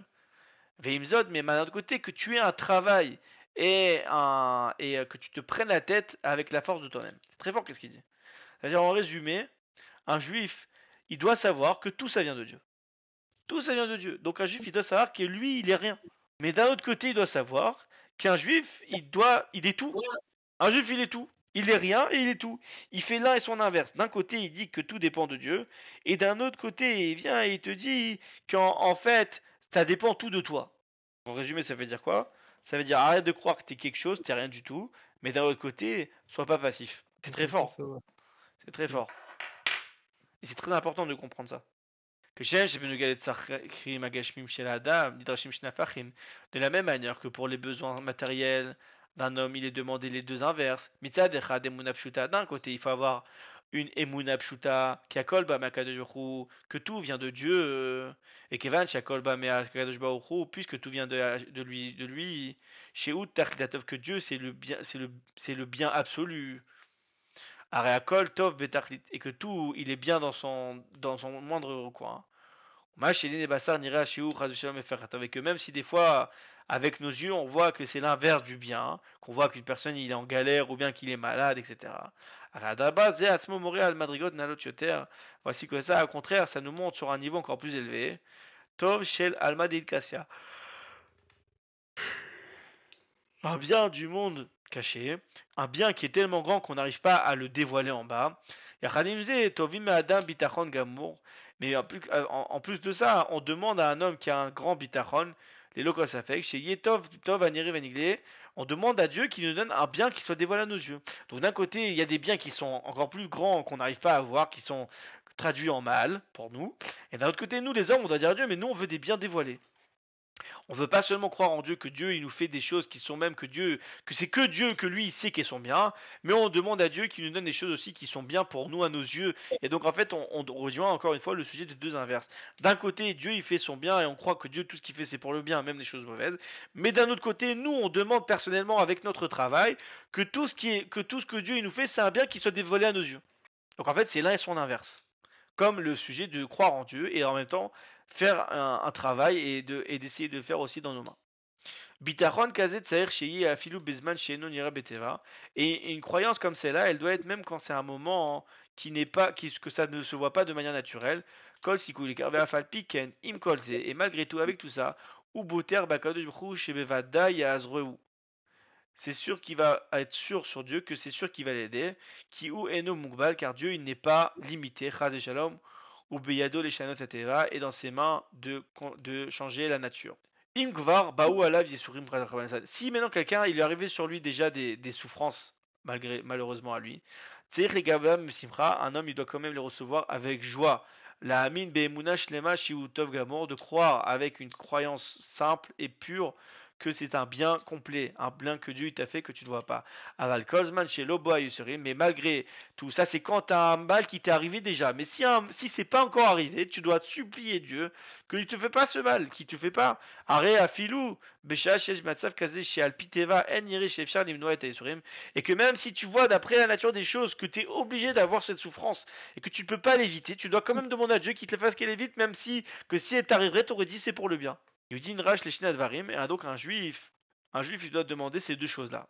Parce qu'il est relié avec Dieu, et que le sujet de Dieu, c'est qu'il se rejoint avec deux inverses. Ken gam benogia le avodat aruchanit, et de la même manière par rapport au travail spirituel, yachad imaedia shakol bide shamaim.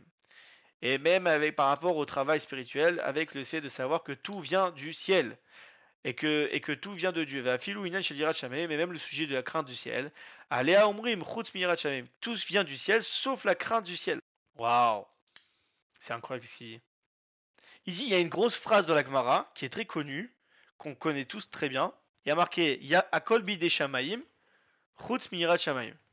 Tout est dans les mains du ciel, sauf la crainte de Dieu, sauf la crainte du ciel.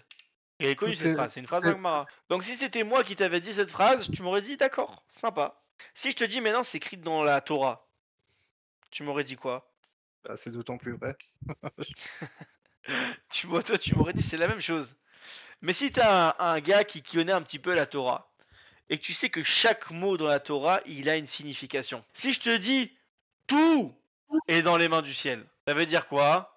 Ça veut dire tout ce que tu veux, à tout, tu peux parler de tout c'est dans les mains du ciel, ouais. Et après je te dis, sauf la crainte du ciel. Il faut savoir, est-ce que tout est dans les mains du ciel, ou bien tu me dis, il y a ça et ça c'est dans les mains du ciel, et la crainte du ciel c'est pas dans les mains du ciel. C'est dans tes mains, toi. Donc la phrase elle est un peu formulée d'une certaine manière pour te faire comprendre que quoi? Il dit que même normalement le sujet de crainte du ciel, même ça en vrai ça fait partie de la crainte du ciel. Même ça fait partie du ciel. C'est le ciel qui te donne la crainte du ciel. Que même la crainte du ciel que tu as en vrai, c'est quelque chose qui vient du ciel. Mais malgré tout, Malgré tout, Ah, elle a ah, été ah, donnée ah. dans les mains de l'homme.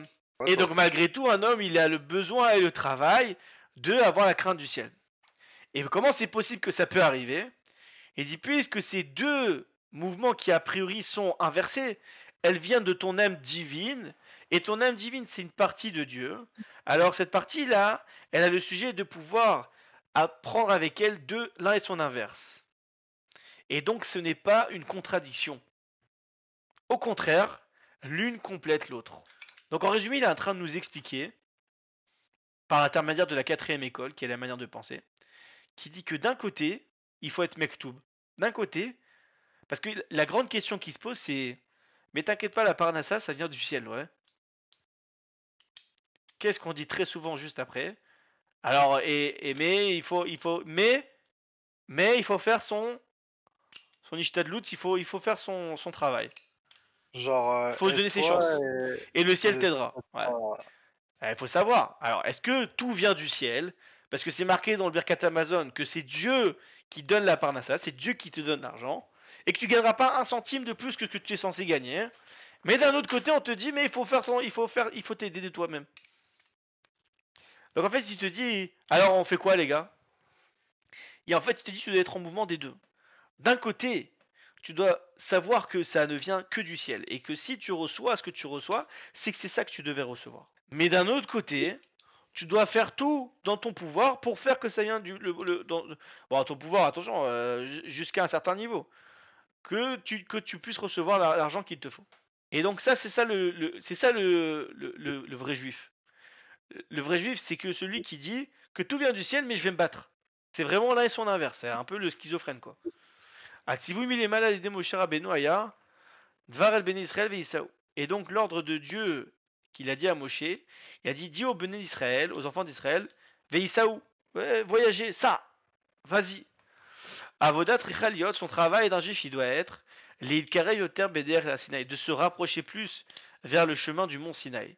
Lo leistager ou l'idvadel également madame, de ne pas faire l'ascétisme et de penser qu'à sa figure et de se complètement séparer du monde. De ne pas faire un travail parce que c'est par dépit de tout et parce que tu n'as pas le choix et donc c'est un travail d'un serviteur, donc un travail de désespoir. Et de pas faire un travail parce que tu t'es dit dans ta tête qu'il faut que je me bagarre et que je vais, moi, avoir des décisions personnelles sur le monde. Et de ne pas dire, bah, c'est dans les mains de Dieu, moi, je suis mektoub, c'est les rebeux, tu fais les rebeux. Ah, tout c'est dans les mains de Dieu, moi j'ai rien besoin de faire, tout va bien se passer. Non, que ça c'est les quatre écoles. Il faut s'occuper dans le monde. Il faut éclairer et rapprocher tout ce qu'il y a dans le monde avec vers la Torah, le sujet de Veïsaou de se déplacer. Nagaz chez Veïsaou et le sujet et ce comportement-là de se rapprocher, de voyager, elle amène le sujet de l'ouverture de la mer Rouge qui va. Et donc c'est ce sujet qui va être d'être mektoub mais en même temps actif dans le fait de rapprocher les gens de la Torah et les mitzvot, c'est ça qui va faire que ça va transformer ta mer en une terre sèche, que tu vas pouvoir voir la divinité dans le monde, dans les choses. Et donc, le peuple juif dit que d'un côté, en fait, sur ce qui t'est déjà arrivé, tu dois être comme ça, mais sur le futur, tu dois te bagarrer pour que ça arrive comme toi tu le veux. Et en résumé, ça veut dire quoi? Dieu il te dit que toi, qu'est-ce que tu dois faire? C'est Veïsaou, c'est tu dois continuer ton chemin vers la Torah. Tu dois éclairer les gens dans la Torah. Tu dois pousser le monde à aller dans la Torah. Et en faisant ça, et quand tu fais ça, ça amène le fait de Kriyat Yamsouf, le fait de dévoiler ce qui était caché, le fait de dévoiler Dieu dans le monde, et le fait de ramener des plaisirs que tu as quand tu accomplis la Torah et les mitzvot, et ça te sépare complètement de tes limites. Et c'est comme ça qu'on complètement se sépare de ses limites. Et donc le monde, lui, il va exister toujours, il sera le même, mais toi, hein, ça va dévoiler chez toi la mer, la force divine, tu vas la voir dans chaque chose. Chez Zéméville et Gilouï, chez les Matan Torah, et ça, quand tu vas sortir d'Égypte et que tu vas ouvrir la mer Rouge, ça va te ramener au dévoilement de Matan Torah, le fait de voir Dieu lui-même. Chez Oumen, à Gilouï de Latilavo, qu'on dit que ça, le dévoilement de Matan Torah, c'est un dévoilement qui ressemblait au dévoilement qu'on va avoir au monde futur, quand il y aura le Mashiach. Chez Astushlam Kavanat Abria, et alors sera complété le but de la création du monde, qui est le sujet de faire résider Dieu parmi nous. Kol Inyané Olam, et tous les sujets du monde, ils dépendent des juifs. Allez, d'écart chez Adam, Poel Inyan Mesuyam Bo Batzmo. Et lorsqu'un juif, lorsqu'un homme, il va travailler chez lui un sujet spécifique, Nif Al Oto Davar Gamba Olam. Il va être actionné cette chose-là même dans le monde. Mizemouvan, de ça on comprend. Shaitaron Shel Visaou les Gabes Varot Arba Kitot. Donc en fait, si tu fais un travail personnel sur un point en tant qu'un juif, ne crois pas que ça n'a pas d'impact. Ça a un impact sur le monde entier. Et donc on comprend que l'avantage qu'il y a sur le sujet de Veisaou, que vous allez voyager vers la Torah, par rapport aux 4 écoles qu'on a appris, et Norak Mitzat Ailul Beavoda. C'est pas seulement par rapport à sa supériorité dans notre travail personnel, dans notre travail. Et la Gam Mitzat Ailul Beadam Aoved. Mais aussi, c'est par rapport à la grandeur qu'il y a dans la personne qui va travailler. Davka Bemsatut Avodat Veisaou, justement par intermédiaire du travail de Veisaou qu'on va voyager, Davka ou Poel Inyan Kriyat Yamsouf Benafsho. C'est justement ça qui va faire actionner chez lui le sujet de faire Kriyat Yamsouf dans son âme. Aelokut chez Benafsho Midgale. Et donc la dignité qu'il y a cachée dans son âme, elle se dévoile. Et donc en fait, c'est pas seulement que tu vas dévoiler toi la vision que tu vas avoir dans le monde, mais ça va dévoiler ton âme aussi que tu as en toi. Et donc le fait que tu vas dévoiler ton âme qui est en toi à travers le monde, ça va faire qu'il va y avoir aussi l'ouverture de la mer Rouge aussi dans le monde. Donc en fait, ça fait une répercussion sur le monde. Et donc la différence qu'il y a entre les 4 comportements des 4 écoles et le comportement de Veisaou, il dit qu'en fait, la différence, ça vient du fait que les 4 écoles, ça provient de ton intellect personnel, que tu te rends ton intellect personnel. Veilou, alors que le fait de faire Veisaou, le fait d'être en mouvement, de voyager, Lo alta alev ish, ça venait pas à l'esprit d'un homme. C'est seulement parce que Moshe, il a dit au nom de Dieu. Et ça, c'est un enseignement pour toutes les générations. Il dit que comment on fait pour savoir si une chose, elle vient de la volonté de Dieu ou bien elle vient de notre intellect. Lorsqu'un homme, il entend sur une manière de travailler, qui n'avait jamais pensé à cette manière de travailler avant, et au contraire même c'est une manière de dire de travailler qui va à l'encontre de sa nature, et qui va à l'encontre de sa volonté, et qu'il n'arrive même pas à le comprendre, alors c'est sûr, c'est proche du sûr, que ça, c'est un travail que Dieu veut que tu fasses. Et il dit qu'en fait, c'est quoi le point commun qu'il y a entre les 4 écoles? C'est que les 4 écoles, c'est des idées personnelles. C'est des idées qui sont venues de ma réflexion personnelle. Ça veut dire, je te dis, ouais, viens, on se suicide, viens, on se bat, viens, on va prier, viens, on va se. C'est des réflexions qui sont logiques et personnelles. Ouais, c'est un truc logique qu'on aurait pu tous se dire. Personnel, expérimental, ouais. Alors que le sujet de dire, non, mais en fait, les gars, il faut juste continuer à marcher et aller vers le mont Sinaï, tu dis quoi? Mais quel rapport? C'est quel rapport? Ça n'a rien à voir. Ce n'est pas du tout en rapport avec le sujet. C'est quelque chose que je n'aurais jamais pu penser. Bah, c'est exactement là. Il dit que quand c'est quelque chose, et ça peut être même dans ton travail à toi personnellement, que toi tu as réfléchi sur ça et qu'il y a plein de manières de penser différemment. Et lorsqu'arrive la situation où tu vas penser et qu'on va te dire une idée à faire comment travailler Dieu et que toi tu te dis mais c'est n'importe quoi, c'est what the fuck, c'est complètement inverse à ce que moi je pense, c'est complètement fou, c'est complètement truc. Il dit ça c'est sûr qu'en fait c'est Bevada et c'est proche du sûr que c'est en fait le travail que Dieu il veut qu'il te demande de faire. ולכן זומנה ההשגחה העליונה שישמע ויוודע לו על קיום סוג עבודה כזה. Et c'est pour ça qu'il doit faire attention avec cet Ashgacha Eliona, Zumna, je sais pas comment ça veut dire Zumna, qui va écouter, c'est sûr qu'il va savoir sur cet accomplissement de sorte de travail casé. Seder Avoda Amid Kabel Al Sichlo Lelo Koligia, un travail qui va être fait par intermédiaire d'une idée intellectuelle qui a popé sans travail personnel et sans réflexion complexe. Et que dedans, dans cette pensée qui se dit de comment travailler Dieu, elle lui donne de la vitalité de manière naturelle, il faut se dire qu'il faut se méfier. Cette manière de travailler là, c'est de l'embrouille, ça pue. Ça sent que c'est lié de Sahara, c'est un effet Shanabamid qui te parle. Mais au moment où il va entendre un travail qui est l'inverse de sa nature, qui va aller à l'encontre de ce que lui il est, alors ça prouve qu'elle vient d'en haut.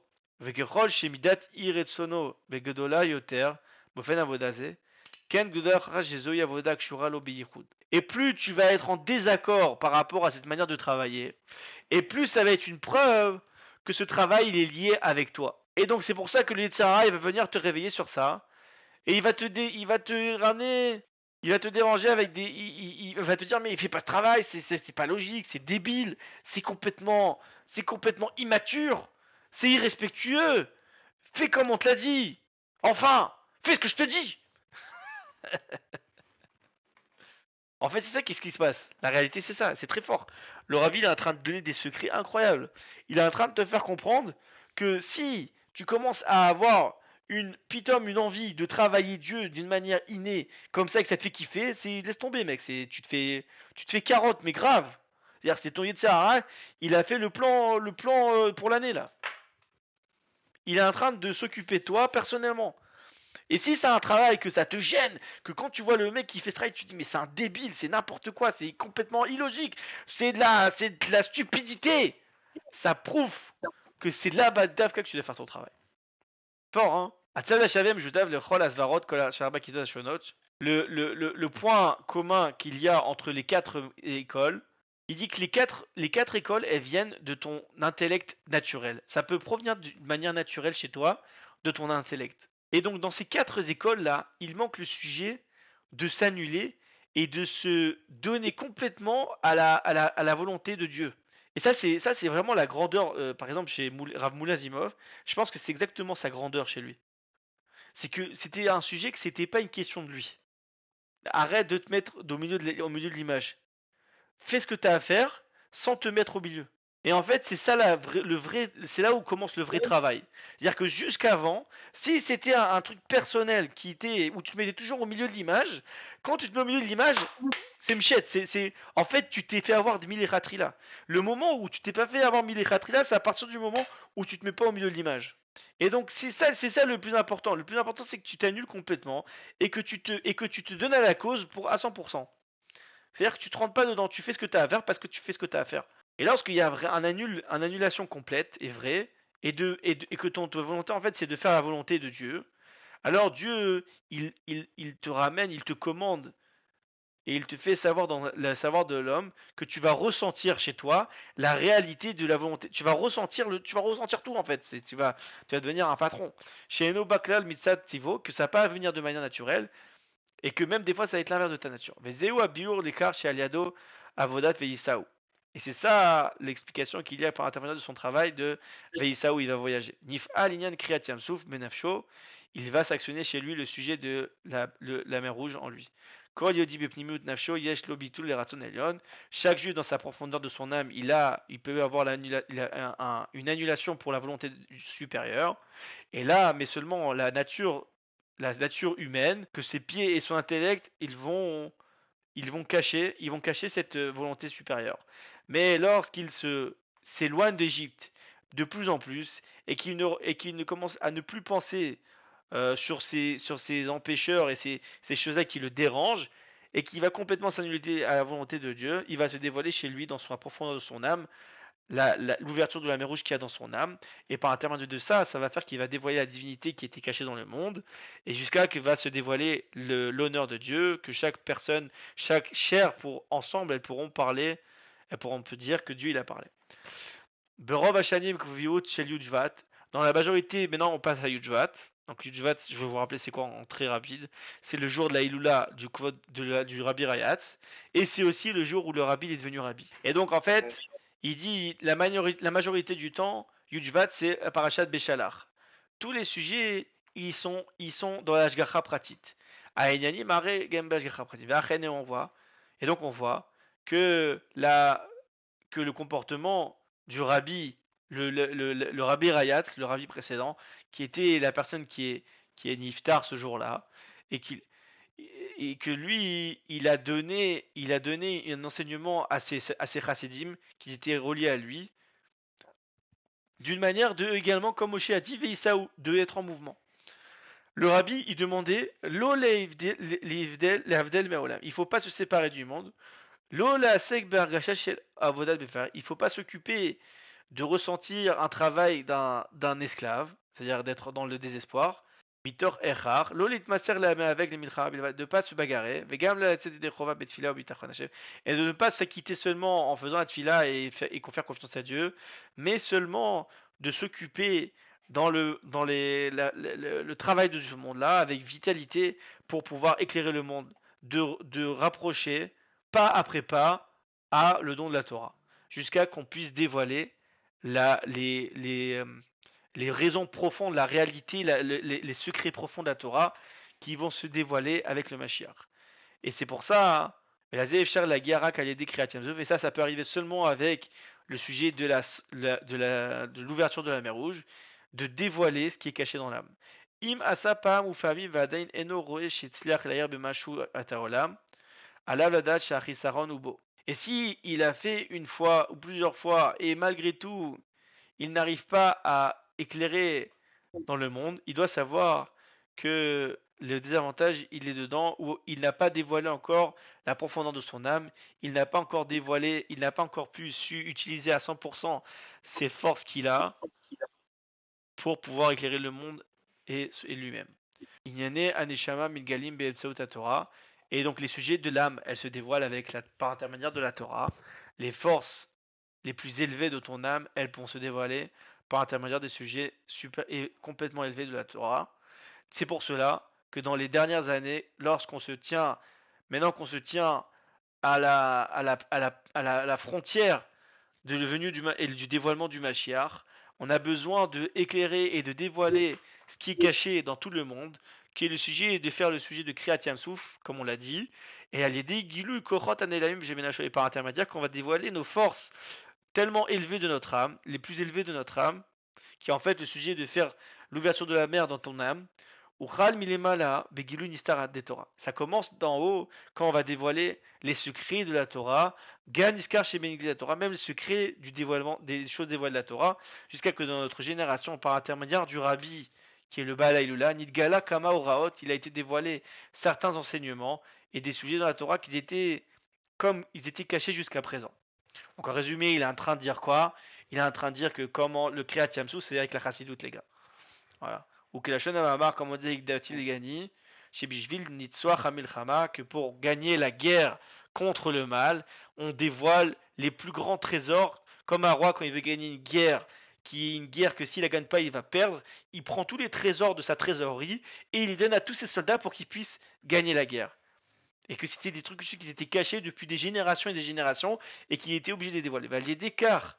Et par intermédiaire de ça, qui va dévoiler ces trésors de crainte de Dieu qui sont dans l'âme de l'homme. Et par cette force-là, il va gagner la guerre et il va dévoiler ce qui était caché, de ce qui était caché par intermédiaire du mal. Et Umigale, Kwara Eloki, il va dévoiler la force divine qui est dans la création. Hachero, Sheveraou, Kolbassar, jusqu'à qu'ils vont voir chaque chair, à Filou, Beviat, Mashiach, Titkenu, et même au venue de Mashiach, Bekarov, Mamash, très prochainement.